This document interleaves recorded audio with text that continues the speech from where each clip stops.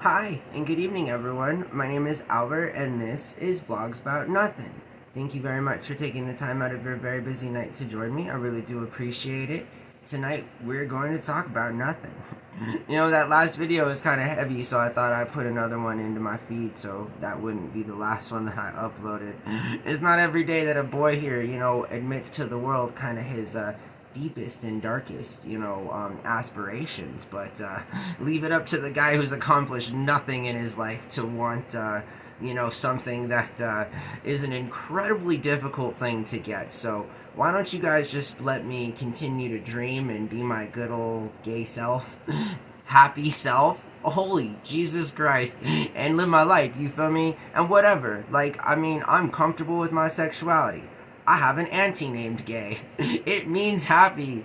Anyways, I almost sort of want to sparkle that into conversations, you feel me? Just to weed out all the haters, Just be like, what's up? Did you not know what that meant? Or are you a bigot? Are you a freaking hater? Or what's up? You know what I mean? But anyways, it's a little loosely inspired from this episode of Superstore I was just recently watching last night. And Jonah was trying to bring back the word sexy, which I also agree with emphatically. You feel me? Trying to bring back gay sexy, happy sexy. I'm gay sexy, I'm happy sexy. What a concept. Holy Jesus. Anyways, that's again, you don't hear that enough, right? Maybe on some cringe boomer or some latent Xer or some trying to be cool millennial, trying to just throw in that four-letter word SEXY. Yeah. I remember the last time I tried to say that word is when Drake dropped his word, was the remix of that old song. It's I'm too sexy for my face. I'm too sexy for everything. Oh man, I wish that were the case. I'm not sexy enough to land one partner. Anyways, I'm bringing sexy back. I don't know. All of the people who've tried to bring back sexy just have failed miserably. I don't think I'm going to succeed anyways, so maybe not. But I do want to talk about something a little bit lighter. I honestly just totally forgot what it was. Oh yeah, it was this whole concept of the old world, right? And how we have failed as a multi-generational society now to build anything that's worthwhile. And in fact, in the time that we have collectively sort of been civilized, we've only destroyed and completely lost to time all of the very sacred remnants of past and previous societies and stuff. What's with people? It's sort of literally in the last 100 years we've done nothing good. There's been nothing good that's happened on the surface of this planet in the last 100 years. I mean, again, from a technological standpoint, I mean, let's crunch some numbers here and say that the status quo narrative, would dictate that things are good. Things have never been better, in fact. But I think that's far from the truth. A link in the description below to this really cool content creator that I subscribe to here on YouTube, and he goes back and revisits old photos and stuff, real photography from back in the day and everything. And I gotta tell you, there's not a single goddamn video that I've seen that doesn't lead me to believe that this is just all a scam. Literally, how can it possibly be that in the last 100 years we haven't done anything remarkably close in grandeur or in now we're trying the line in Saudi Arabia, right? The line that's gonna be the $1 trillion city and so forth, and that's trying something. That's what I'm saying. At least on a global level, that's trying something. But it just why is it that modernity has brought us a plethora of planned obsolescence? I mean, again, development and evolution should not be singular and lead to planned obsolescent behavior. That's just in and of itself a scam. This is what it is. And I just, again, some of these buildings that you see in these old photographs are unreal. Again, they're unreal. It's sort of like, in your life, have you ever seen anything come close to the quality of architecture, the quality of engineering? I mean, legit.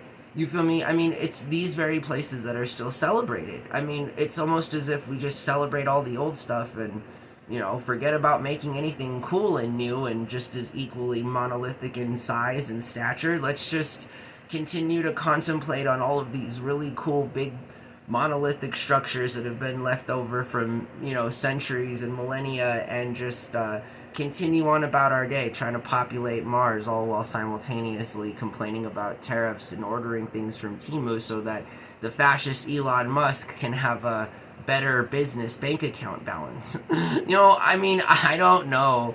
I just like, seriously, again, like, can you imagine, like, the government says we need jobs. The government is like, everyone's employed. I mean, it sounds like a pretty common sense thing, dude, to just like have people build stuff. I mean, seriously, like, if the narrative is that, all of these buildings in these major cities weren't there, and they were just built, then, in theory, the scientific model method would then tell us that it can be duplicated. And in fact, it should be, because it's what, like, it's all about, you know what I mean? It's like, but instead, we live in 2025, arguably a gilded age, where entire industries are birthed from the idea that living in tiny homes is somehow, an opportunity in life for you guys, when in fact the opportunity that modernity should provide is far from offering people a tiny home. I mean, again, like, there's space out there, guys. Have you looked outside? So, again, we go from building monolithic structures and having world fairs to having industries that sell us tiny homes. And that's just the tiny home. That's not to mention, good luck finding land to put that tiny home on. You feel me? You might just be a tiny home wandering person forever. And those numbers aren't in yet, right? But I'm sure that there are a lot more homeless people now in this country than there have ever been. Like, legit. And, when I say that, I mean people living in and out of their cars, whether or not they're fancified, and, RVs, recreational vehicles. They're recreational vehicles. And while life is in some small part a recreational activity, it's also a very serious activity that if you don't do right, you run the risk of not being able to participate, like, at all, or just even in just your best self kind of a way, So, all I'm saying is that, like, guys, we may have been scammed, and that, like, we shouldn't feel so bad about it, again, because, like, we were the same kids in school, like, being force-fed the same garbage, that every other public school child around the country that grew up in the 90s was force-fed, you feel me? I mean, that's not to even mention that, like, again, the world has just become a worse place than it ever has been. So, just by standard of any metric, that's all that I'm saying, is that it's laughable. It's laughable to think that in 2025, the world is in any better shape than it was prior to the start of World War One.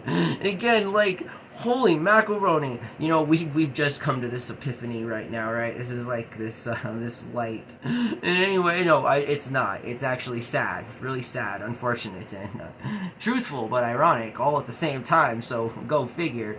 But I think it's interesting. That's all I'm saying. I think it's interesting that right now unemployment is rampant. We're talking about AI replacing everyone's job, and, like, all the while, like, we can't manage to build stuff. Guys, this is all that we're good at. Seriously, this is what has built and has been the bread and butter of economies since the days of kings and queens. Seriously, like, it's just being able to build stuff with our hands. And that's again, like, we know that this works. I mean, we know that this works. There's the pyramids. I mean, whether or not they were made with human, I'm just saying that, like, there's pieces of architecture all over the world that give us a friendly reminder in that, like, we should build stuff And the longer we continue not to build stuff, or the longer we continue to just build things that are planned to not last a long time, the more damage we ultimately do to ourselves. We do to our economy, we do to our generation, generational opportunity. Again, like, it's almost as if like we're intentionally trying to lose this game. And I'm not okay with that, because I was taught as an American, good old American, um, boy, is to compete, right? Is to win, be the best, right? So, I mean, this is your fault, Mr. Reagan. I'm just saying, I was born in '87. I think that you were the president then. So, I don't know. I'm just a product of my environment, baby. Just as you are. And unfortunately, the environment that you're a product of right now isn't exactly, name brand stuff. Moreover, it isn't even authentic off-brand stuff. It's more like fraudulent, totally bogus counterfeit stuff, right? I mean, there's tiers to this. There's levels to this game, y'all. But I hope that you guys have a really good night. It's always fun talking. It's always fun chatting. And I hope that you guys don't take me too serious with the whole, political thing. Let's get out of character, but seriously, I'll continue like that. Seriously, like, don't ever take me too serious. Like, honestly, just because I have dreams, right, doesn't mean that, one, they'll come true, or two, I'm a dreamer, you feel me? And I almost feel as if, like, again, some people, when they're born, they know that they're meant to be a basketball player. They know that they're meant to be an actor. This is called purpose, right? This is called purpose in life. And I'm an advocate for purpose. I mean, Jesus Christ. You gotta have purpose. Otherwise it can get real dark real quick. And especially if you choose to live a life of solidarity, and more or less isolation, in the kind of way that I'm a great extrovert. I can, talk with the best of them and publicly speak for millions of people, you feel me? But at the end of the day, this is what I value. I value my alone time. And I think it's interesting that, there's a personality out there like this guy, was it when I've turned the character on and stuff, because it's sort of like, yeah, I can get down with that. Like, I can, just because, again, I'm offered the opportunity to have a platform here where people also get to know me, when I'm out of character, you feel me? And again, like, what I really enjoy and what I really value. And I haven't misled anybody to this point, and I don't plan on ever doing that.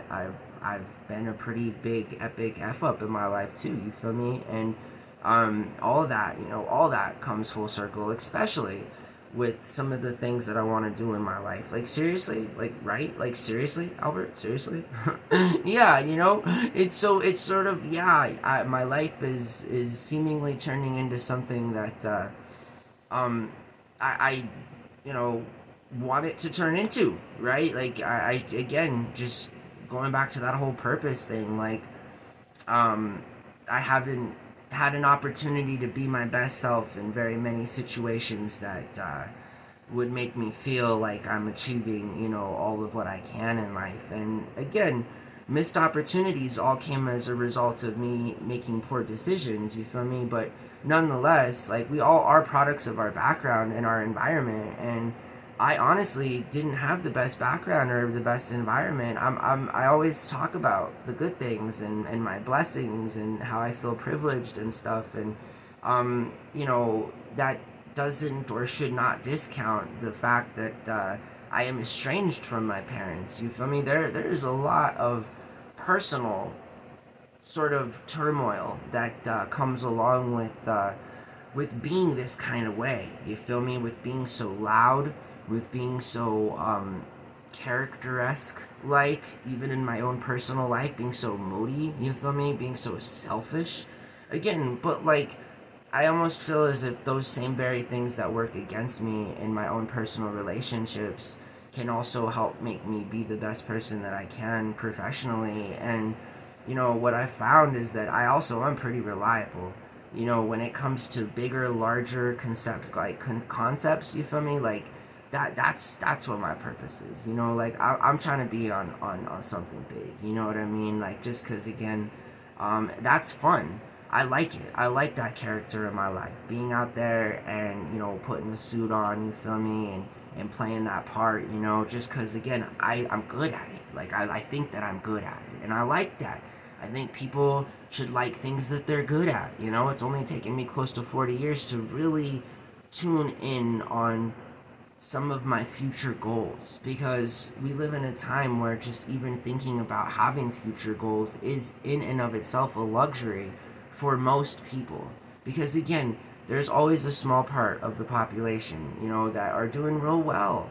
They're not concerned about what's going on with the economy. They're set, they're small business owners, you know, they got money, they got savings, all these different types of things. They have assets that they can make liquid if need be. And, you know, it's just most of us don't have those opportunities. And most of us are just a paycheck away or a bad month away from being completely destitute. And I don't think that that's healthy. I don't think that we raise the best kinds of citizens in a world that shows them what is possible, but then denies them the opportunity to make it a reality. Like, it blows my mind. Yo, it blows my mind that I'm 37 years old and that, like, you know, if just with my generation, if you didn't grow up with money and if your parents didn't already own their home or grandparents or whatever, like, there ain't most of my peer group at all concerned or even thinking about buying a house or having larger families or anything at all that people my age should be thinking about. Like, seriously, you know, we should be thinking about where our careers would like to go, or if we need to revisit these different choices. You know, this is just being middle aged. And I hate to break it to you, Z's and Alpha, but you're going to be middle aged real soon here too. And what kind of a world are you going to be in when, again, you're stuck at 37 years old in a world where you try and go get a job and minimum wage still hasn't changed and you're still trying to work off $12 to $13 an hour in 12 years? Again, like, because that's where we're headed. If there's not some serious change, think about that. That's not hard to think about. 10, 12 years off. Again, like, because politicians will tell you, you know, it's going to take 20 years to raise the minimum wage. Well, Jesus, man, by the time that happens, I guess it wouldn't even really needed to have changed, right? This is the problem with old school, old world, nonsensical, boomer, psychopathic, sociopathic babble, is that, again, it's always pandering to a later date. None of these fools are ever about changing things now. And again, like, I can't tell you how frustrating that is. Again, because you can see the writing on the wall, as my ex so emphatically proclaimed to me one evening. And again, I've used this joke before, but she was quite literal, and it wasn't very figurative. But we all have our own issues in life, and someday we will revisit that compelling story. But until then, you know, I hope that you guys are really well, and I hope that you take care of yourselves. Listen, this is the longest point in any part of my day that I just talk as if I'm in some sort of therapy session. You feel me? You know, I got a good friend in my life. I'm trying to explore some different things professionally. I'm hoping that those things work out for me. But in the interim, you know, this is what it is and what it will be forever. So, you know, the sooner we get to know each other, the better, right? I'm just a good old Hispanic, northern New Mexican boy who's ultimately just trying to continue my path and trying to be who I know I can be, you know, and I know that I'm entirely capable of being what I have now, you know, said I wanted to be or whatever. And I hope that you guys stick around for this ride, because truly, you know, it's pretty epic, I think. And again, not in a good or stupid or flex kind of a way, but yeah, you know, like, I like purpose, and even if this purpose is met with just a big block wall and I never get anywhere past that block wall, well, you know, at least I won't have to say to myself that I didn't try. Because every time I failed in my life up to this point, I swear to God, it's because I did not try my best. And I hate that. I only accept defeat and losing when I try my best and I still fail. And then I'm the best loser in the world. Again, I have failed miserably at basically anything and everything I've tried to do. But to credit where credit is due, in those instances where I actually tried and failed, I don't I don't regret those instances. I try to learn from them. You know what I mean? But in those instances where I do have regrets, and if I had just simply been a better freaking person, or if I made better decisions, or if I had just, done things a little differently, yeah, I'm pretty serious about really trying to be the person that I know that I can be in the future for not just myself, but like for a good portion and a good amount of people in this country, and moreover, hopefully the world. You feel me? Like,